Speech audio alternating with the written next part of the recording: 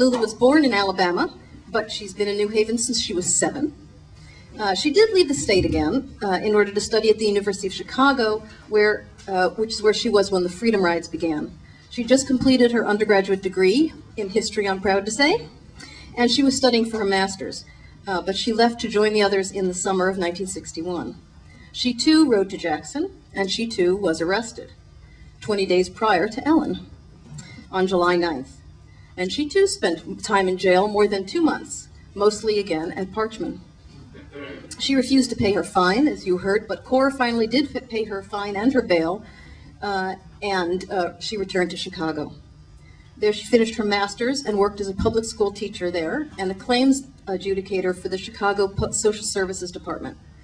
She then moved briefly to New York and then came home to New Haven, where she became a history teacher, first at the former Richard C. Lee High School and then to Courier High School, teaching there for 28 years before she retired. Out tonight. This is a bit like reliving history. You think you've forgotten it all, but when I get together with Reverend Green and with Ellen, I keep remembering funny little things that happened. Some of them not so funny, but we remember them.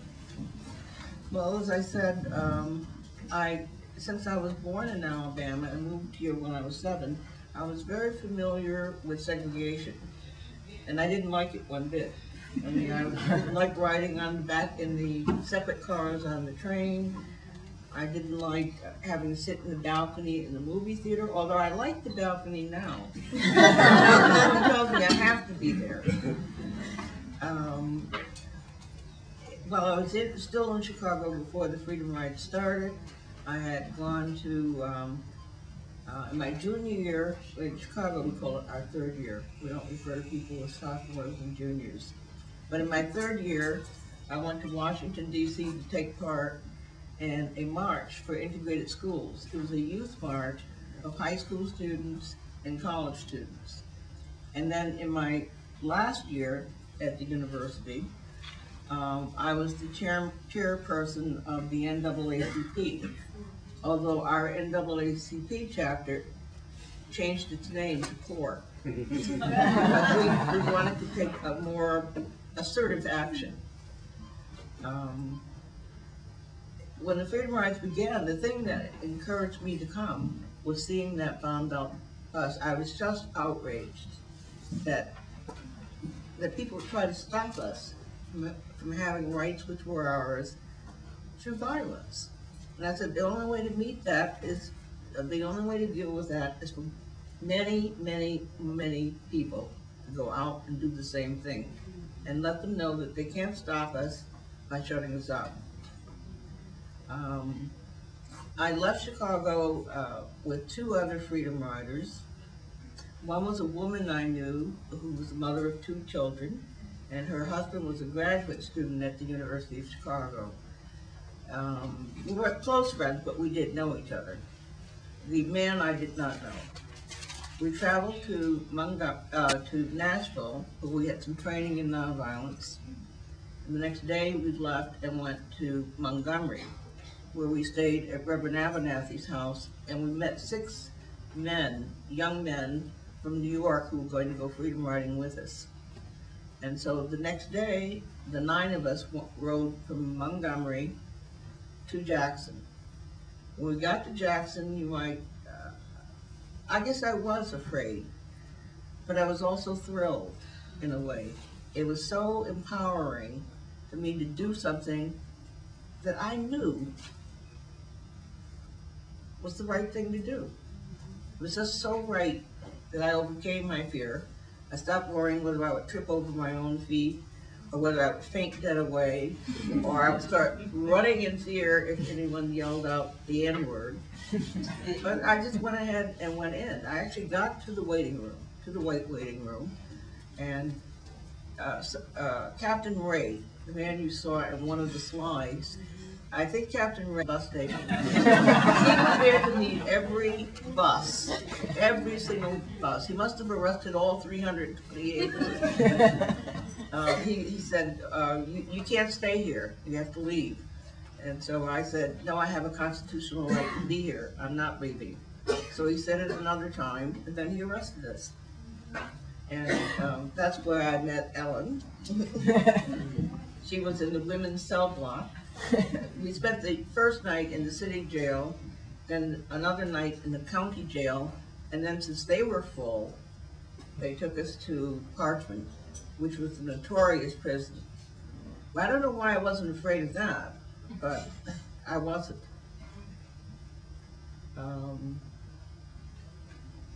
You might wonder, well, what did I tell my parents? Well, my brother is here tonight, but he was too young to have consciousness of this. But I didn't want to argue with my father. I would argue about politics with him, just voting. I would argue with him about candidates. But I didn't want to argue about whether I should go, because I knew how he felt. Parents worry all the time about their children, even when their children are doing less dangerous things than going on freedom rides. I knew he would try to talk me out of it. And so I wrote a postcard, and when the bus made its first stop, I think in Indianapolis we stopped, at the Greyhound station, I dropped the card in the mailbox. And the card said, if you are wondering where I am for the next couple of months, I'll be in Mississippi, in jail.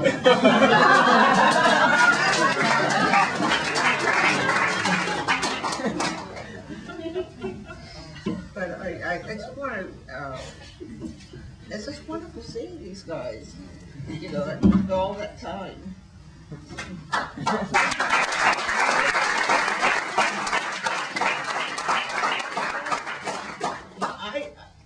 I didn't see Reverend Green, because he was with the Met. But Ellen was in the same cell block with me, but I only saw her twice a week. Twice a week they let us out of our individual cells to walk to the end of the cell block to take a shower. And you said you were in cell 2 or 3, and I was in 13. So I would walk from 13 to the end of the cell block, go past her shower, go past her cell, and then I would take my 2-minute shower and go back. Lulu was 2 cells away from the electric chair. We were on death row. The women were on death row. Yeah, I did wonder at times if Sergeant Tyson went crazy. I did wonder if he would electrocute one of us one night. On that cheerful thought, questions, but I did want to just ask all of you if you had any thoughts, briefly, of course, about today. Whether you see a similar kind of cause today, a similar kind of movement of people today. How do you see any links between that time and now? And running for president, you might actually get elected. I never thought it would happen in my lifetime. Not when I was 22. I did not believe it.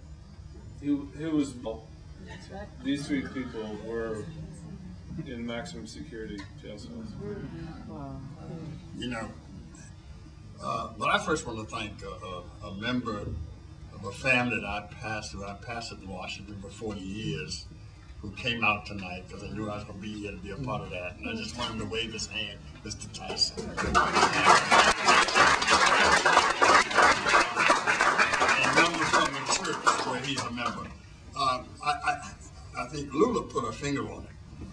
But beyond just the fact that we've come in 40-some years to this point, when history, in a very unique way, could be made in the next few days.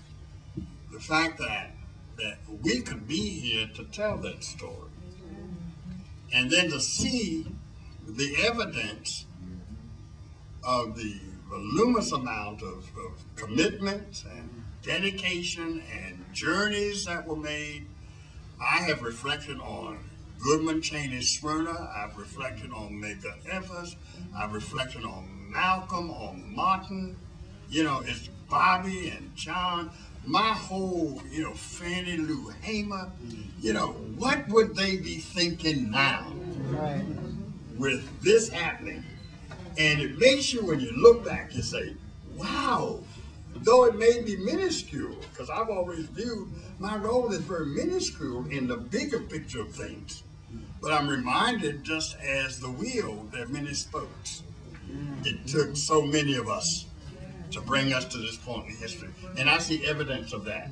Young people at Yale working with nonprofit organizations, dealing with the homeless, dealing with healthcare issues, dealing with the economy that we deal with. And so, you know, to be here and to see these young children,